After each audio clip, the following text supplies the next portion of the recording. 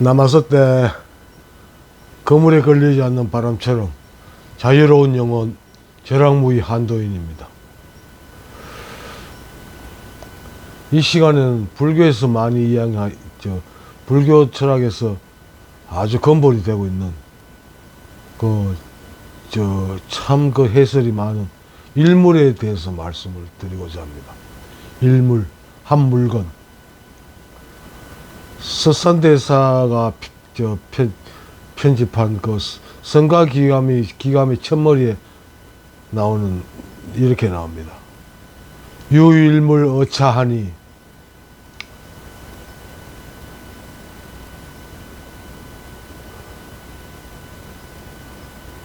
종본이래로 소소영령하여 부정생 부정멸이요 명부덕 상부덕이라 전부 이래 나옵니다. 여기 한 물건이 있는데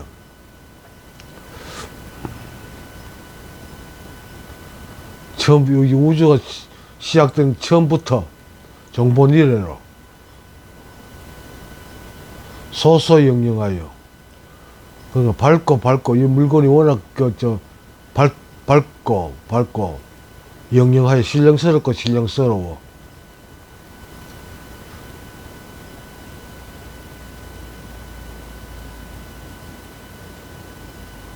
부정생 부정멸이, 일찍이 태어난 적도 없고 또 한 번도 없어진 적이 없다. 명부덕 상부덕에 이름을 얻은 적도 없고 모양을 얻은 적도 없다. 그 다음에 일물자 하물고, 이 한물고리란 도대체 어떤 물건인고?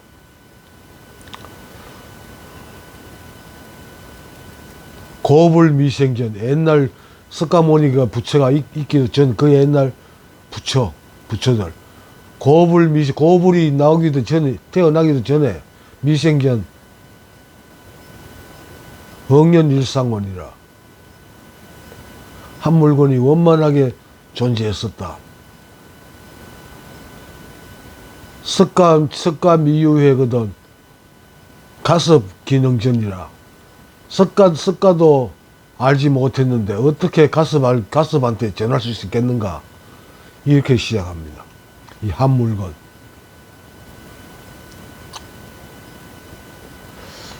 근데 한 물건을 일반 불교 공부하는 그 스님들은 다 마음으로 생각합니다. 마음. 구한말에 아주 유명한 스님이 타느 스님도 제 뒤에 배경으로 있는 천부경에서 일자를 처음 시작하는 일을 이 한 물건으로 표현하고 있거든요. 현존일념. 현존일념이다. 여기서 말은 하나다. 일시무시이라, 일이다. 한 물건이다. 그래서 현존일념이라고 표현했습니다. 현존일념이 뭡니까? 현재 지금 여기 있는 마음. 그런데 우리 지금 절에서나 일반인들 전부 다 그렇게 사용하는데, 이 염과 생각, 마음, 이게 전부 같은 의미를 쓰이고 있습니다. 생각이 곧 마음이고, 마음이 곧 염도 생각 염자죠. 그래서 이것도 마음하고 같이 표현하고, 생각이란 것도 마음하고 같은 의미를 씁니다. 참 애매하고 참 편하긴 편하지요. 마음으로 했다가 마음대로 불러도 되니까. 그런데 불교에서 이 마음이란 게 가장 핵심 아닙니까? 이 핵심을 해석하는 데 따라 가지고 두리뭉실하게 이것도 아니고 저것도 아니고 그래야지 자기가 욕을 안 먹을 테니까. 또 그래야 또 설명이 되는 것 같이 보여요. 그렇게 하고 있는데, 저는 이 일물, 한 물건을 이렇게 받아들이고 쓰고 있습니다. 의식. 현재 지금 있는 한마음, 현존일념. 현재 있는 건 뭐 있습니까? 그걸 마음이라 표현한다 그러면, 마음이란 건 생각을 거친 뒤에 나오는 겁니다. 생각을 거치지 않고는 마음이라는 게 없습니다. 그럼 생각 이전에 있는 물건, 생각 이전에 어디서 나옵니까? 생각이 의식에서 의식을 배경으로 나오죠. 그러니까 나 의식이라 보고, 또 그 라마나 마하리시라는 그 명상가가 그 말했듯이 난 가슴을 그 사람은 의식하고 같은 말도 썼는데, 나도 같은 공감합니다. 가슴을 우리말로 하면 가슴인데, 인도어로는 번역을 하면 이것이 중심이다라는 뜻이랍니다. 이게 중심. 그러니까 난 중심, 의식, 중심, 이걸 난 같은 의미로 쓰고 있거든요. 내가 어디서 이야기할 때, 나 주로 그렇게 표현합니다. 의식, 중심. 중심이 있어야 모든 물질이 존재할 수가 있죠. 원자 핵이 없으면 존재하지를 못하지요. 원자 핵이 없으면 원자 핵을 중심으로 돌고 있는 전자는 순식간에 흩어집니다. 그러면 이 우주상에 있는 모든 물질은 원자로 이루어지는데, 이 작은 기본인 원자가 존재하지 못한다면 이 우주 자체가 없어져 버리는 거죠. 그렇죠. 그게 맞죠. 지금 과학계에서 이 원자가 이 물질의 기본이라는 건 뭐 부정하는 사람이 없을 겁니다. 사실 뭐 어떤 그 물질이든지 원자가 기본으로 되어 있으니까. 그 원자가 존재할 수 있는 건 핵이 있기 때문이다. 중심이 있기 때문이다. 그러니까 핵이 역할은 끌어당기는 그 인력이죠. 끌어당기는 거죠. 그러니까 그 힘에 의해 가지고 전자가 그 일정한 궤도를 걸으면서 유지될 수 있고, 만약 인력이 없으면 흩어져 버리겠죠. 그럼 또 그게 분자가 되면 또 분자로서의 중심이 또 생길 겁니다. 그것도 분자가 더 커져서 뭐 어떤 단백질이나 어떤 그런 물질이 되기 때문에 그 아주 작은 물질에도 또 물방울이 된다 그러면 물방울에도 중심이 있을 겁니다. 핵이 끌어당기는 힘이, 인력이 존재할 겁니다. 난 그걸 중심을 그 인력이라고 보고, 나 그걸 일물이라고 보고 있거든요.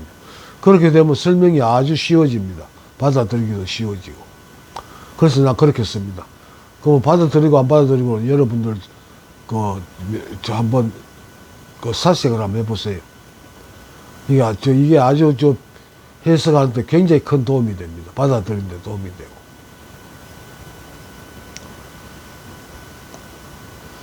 일물에 대해서는 참 많은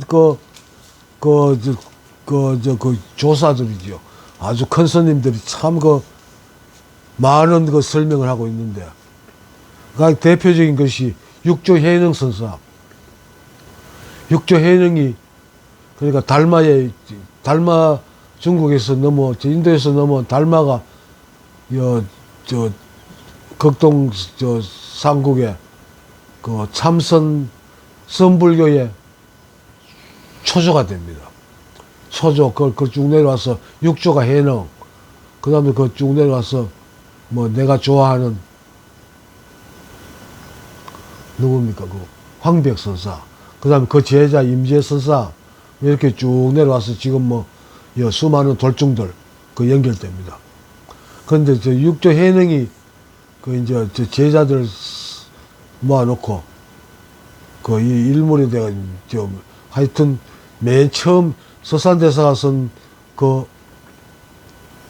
일물도 거기서 해능대사의 말에서 나온 겁니다. 해능대사, 여기 한 물건이 있는데 이 물건은 머리도 없고 꼬리도 없다.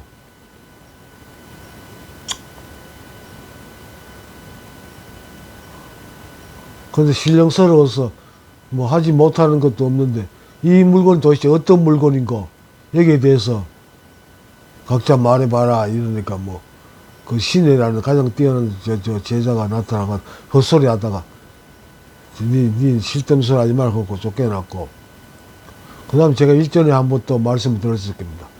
남학 회양이라는 스님이 다른 절에서 공부하고 있었는데, 그 공부에 또 막히는 부분이 있어가지고, 예, 스님들한테 물으니까, 그걸 묻고 싶으면,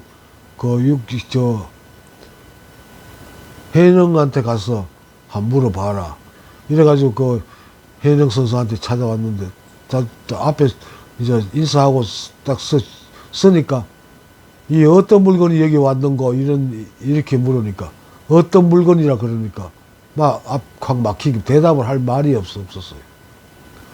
그래가지고, 그 자로 돌아가가지고, 절에서 다시 8년 동안 참선을 한 끝에, 경지책에는 이렇게 넣으면, 자긍하여, 스스로 긍정하여, 다른 사람이라면 그렇다고 하든 말든, 스스로, 이게 맞다고 긍정하여, 이제 다시, 깨달았다는 이야기죠. 깨달음 얻었다는 뜻인데, 다시 해능한테 찾아와가지고, 손님, 그 물건이라 해도 그거는 맞지 않습니다. 이렇게 말이가, 하면 그 해능한테 인정을 받고, 해능의 제자가 됩니다. 그러니까 7조가 되는 거죠. 일물 한 물건이란 말이 이제 거기서 6조 해능 스님으로부터 쓴 거라고 지금 전해지고 있습니다. 한 물건. 한 물건만 이거 바로 해석이 되면 그 다음부터는 불교 이야기가 참 쉽거든요. 그런데 이게 참 애매합니다. 온갖 해석이 다 있고, 마음이다, 또 아까 조금 전에 말씀드렸습니다만, 고불미생전, 억년일상원, 옛날 석가모니보다 먼저 있었던 부처들이 태어나기도 전에, 억년일상원, 아주 완전한 한 물건이 있었다. 그 일상원을 한다. 일상원을 가지고, 원불교에서는 동그라미 하나 그려놓고, 이게 원불교를 시청한 사람이 누굽니까? 기억이 안 나네. 그 양반이 이제, 이 동그라미를, 상징으로 사용했다 해가지고, 원불교에서 쓰고 있는데, 그걸 원래 선불교에서 나오는, 불교에서 나오는 일상원, 완벽한 아무 원만한 한 물건이라는, 한 쌍이라는 이런 뜻인데, 그걸 완전 잘못 받아들여가지고, 그걸 동그라미 하나 그려놓고 그걸 가지고, 가서 누구야? 원불교 시초가 누구야? 그 양반이 이걸 근본으로 삼았다 그래가지고, 그걸 온갖 데 다 걸어놓고, 그걸 걸어놓고 공부한다고 지랄 때립니다. 근데 그게 한 물건을 말하는 거예요. 그래, 그 양반 또 박성, 하는 사람이죠. 그 사람은 스님이 아닙니다. 일반, 제가 공부를 했는지 모르겠습니다만, 그걸 혼자서 명상을 해가지고 수련을 하다가, 도로를 한 거지, 깨치 못했는데, 그 뒤에 이거 이제 가르침을 이야기 하니까, 많은 사람들이 모이고 하니까, 그런 이제 하나의 파가 형성됐는데, 그 뒤에 이제 불교에서 참 좋은 책이 많다고 하니까, 아는 사람들한테, 제자들한테, 불교 경전을 좀 가져와 봐라. 내가 한번 읽어봐야 되겠다. 이래가지고, 보다가, 응경을 보고는, 내가 얻은 거하고 석가모니가 얻은 거하고 다 같은 거구나. 이런 말을 했던 기록이 있거든요. 그러니까 한 물건이 돼가지고, 그거는 자기가 깨달음 얻은 깨침을 표현할 길이, 원을, 이제 그게 이제 일상원에서 나오는 한 물건을 뜻하는 건데, 그걸 이제, 동그라미를 하나, 거리가 내가 깨침이 이거다 하고 말하니까, 그걸 그냥 동그라미 그 자체로 쓰고 있거든. 그러니까 성가기감에도 보면, 일물자, 그러니까 한 물건이란 것은 하물고 어떤 물건이냐 하면 일물자 하는데 앞에다가 일물 앞에다가 동그라미를 그려놨습니다. 그 하나의 저 쌍으로 앉아 동그라미 그려 일물 그게 일물이란 겁니다. 그런데 원불교에서는 그게 전혀 뭐 주문 비슷하게 그 형상화 시켜가지고 그걸 그놓고 저거 원불교다 뭐 이러는데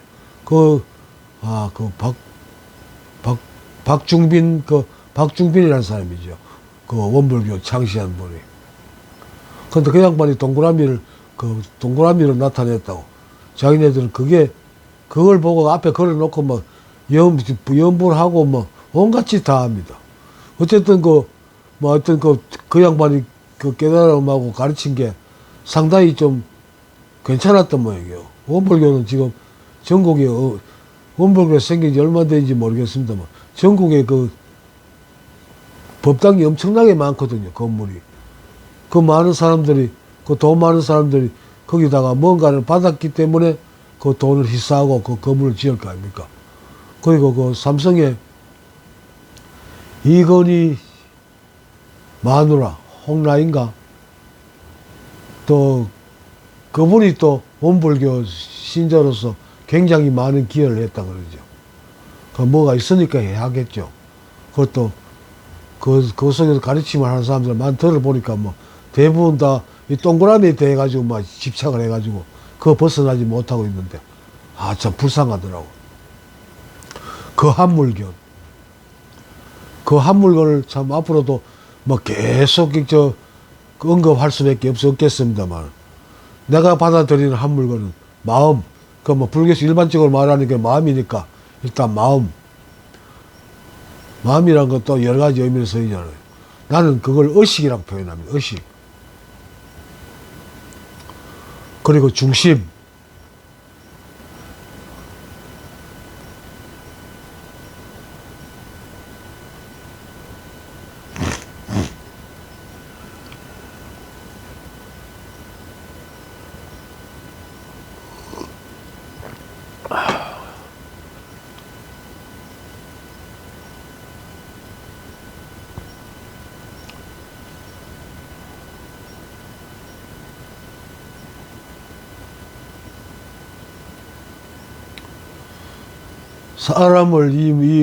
사람의 제가 처음에 오래전에 그 말씀 드렸습니다. 이 사람의 몸이란 거, 동물의 몸이란 건 의식이 끊어지면, 생명이 끊어지면 꼼짝도 못 합니다. 고기 덩어리입니다. 그리고 배째면 배 속에는 똥이 가득 찬 똥자루에 불과한 거죠. 그런데도 이 물건을 하루 종일 쉼 없이 끌고 다니면서 보기도 하고 듣기도 하고 말도 하고 온갖 짓을 다 하는데, 그럼 이 몸뚱아리는 생명이 끊어지면 꼼짝도 못 하는데, 그 다음에 그 생명이 끊어지기 전에 이 몸을 운전하고 다니는 그 물건이 뭐냐? 그걸 이제 한 물건이라고 말한 거고, 그걸 마음이라고 하는 거죠. 그런데 내가 받아들이는 걸 그걸 의식이라고 표현하는데, 이거 사람 몸이 의식이 끊어지면 꼼짝 못 하는 거잖아요. 그게 생명이 끊어지면 꼼짝 못 하는 거 같은 말. 그러니까 의식하고 생명하고 같은 말이 되는 거죠. 근데 분명히 그걸 여러 가지 보고 듣고 온갖 짓 다 하는 거 보면 분명히 운전하는 뭐가 있긴 있어. 근데 암만 찾아봐도 안 보여. 찾을 수가 없어. 그래가지고 생각이 가면서 소소히 영영하여 뭔가 보이고 듣고 함 어떤 그 경계에 나타나도 참 바로바로 그 대응을 하는 게 참 밝다. 그리고 못하는 짓이 없으니까 신령스럽고 신령스럽다 이렇게 표현했는데, 이걸 의식이라고 그 일물이란 말하고 이거 바꿔 넣으면 참 해석이 굉장히 쉬워지는 거 아닙니까? 저는 그렇게 보여집니다. 그리고 아까 중심에 대해 이야기했습니다만, 모든 물질은 중심이 있어야 존재하죠. 우리가 여름철에 태풍이 올 때 보면 우주에서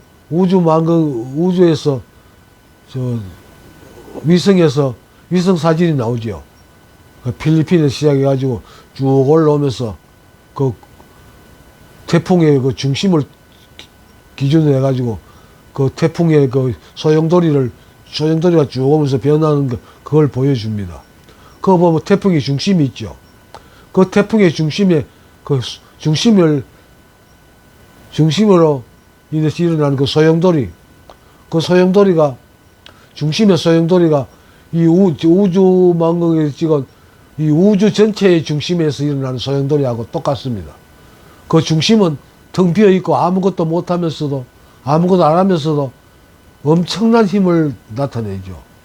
태풍이 그걸 가면서 얼마나 많은 피해를 주고 위력을 나타냅니까? 그런 게 있고, 이 우주도 뭐 끝도 없는 이 우주를 그 중심이 운행하고 있는 거잖아요. 중심이 없으면 이 우주 자체가 뭐 존재할 수 없게 흩어지겠죠. 그러나 중심이란 말도 참 매력적인 말이에요. 내가 쓰기에는. 중심.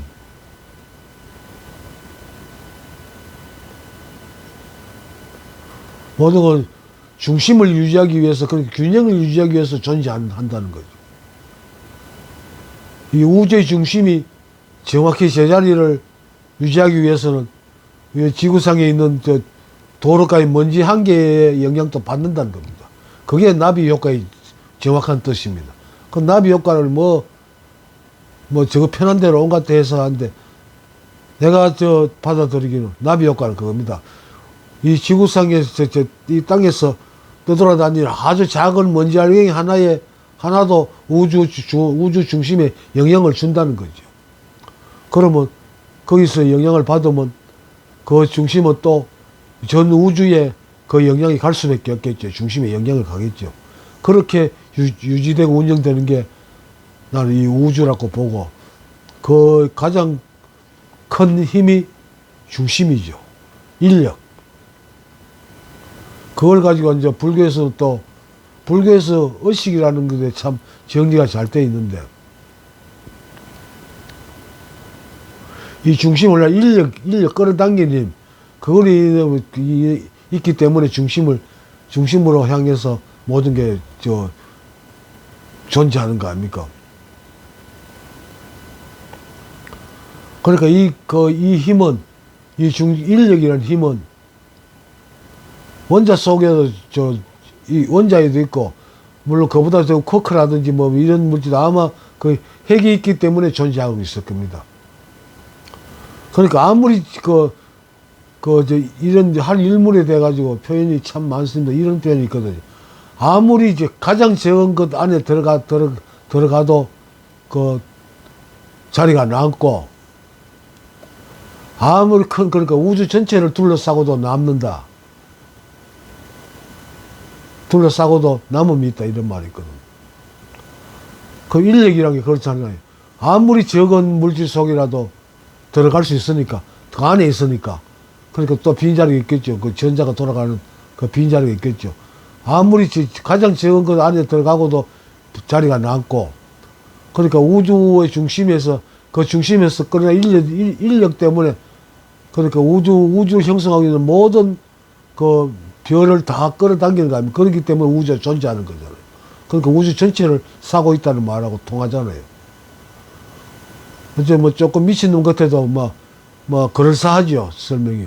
저는 그렇게 받아들이고, 그 신비 체험을 한 후에 조금 시간이 지나면서 여러 것 또 책을 보고 일을 하면서 내 안에서 정리된 내용입니다.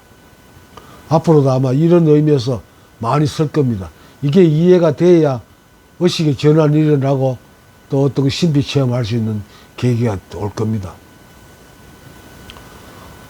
잠이 덜 깼는데 한꺼번에 이야기하는 거 너무 헷갈리네요.